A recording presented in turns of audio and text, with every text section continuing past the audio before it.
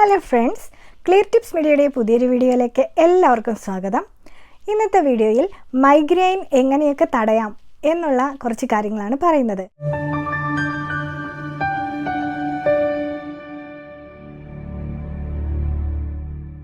Migraine മൂലം ബുദ്ധിമുട്ടുന്നത് കോടിക്കണക്കിന് ആളുകളാണ്. മൈഗ്രെയിൻ അറ്റാക്സിൽ നിന്നും റിലീഫ് നേടാൻ സഹായിക്കുന്ന ചില ഹോം റെമഡീസാണ് ഞാൻ ഇന്നത്തെ വീഡിയോയിൽ പറയാൻ പോകുന്നത്. നമ്പർ 1, മൈഗ്രെയിൻ കാരണമുണ്ടാകുന്ന തലവേദനയ്ക്ക് നല്ല സ്ട്രോങ് പെയിൻ കില്ലേഴ്സ് ആയിരിക്കും കഴിക്കുക. അവ ചിലപ്പോൾ വേദന കുറയ്ക്കാൻ സഹായകമാവുകയുമില്ല, സൈഡ് എഫക്ട്സുകൾ ഉണ്ടാവുകയും ചെയ്യും. എന്നാൽ നിങ്ങൾക്കറിയാമോ, ഈ മരുന്നുകൾക്ക് തുല്യ ഫലം നൽകാൻ നമ്മുടെ അടുക്കളയിലുള്ള ഒരു ഇൻഗ്രീഡിയൻറ്റിന് കഴിയുമെന്ന്? ആ ഇൻഗ്രീഡിയൻ്റാണ് ഇഞ്ചി.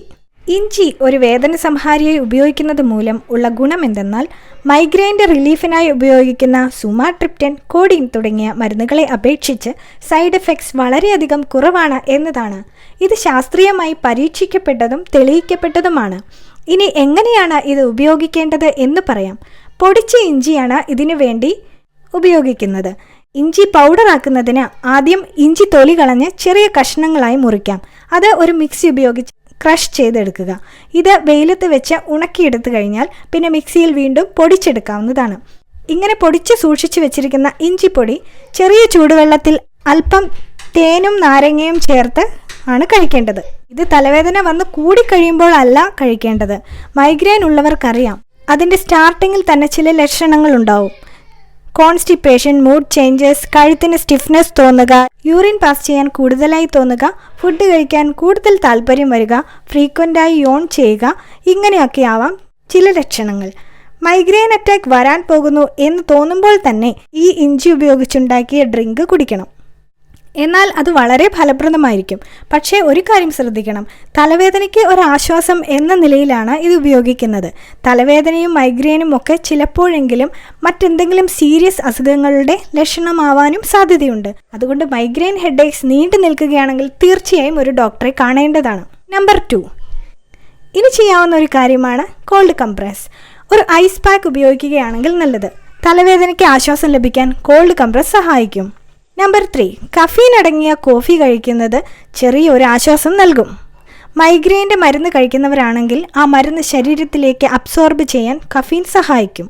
നമ്പർ 4, ഒരുപാട് വെളിച്ചവും ഉച്ചത്തിലുള്ള ശബ്ദവും തലവേദന കൂടുവാൻ കാരണമാകും.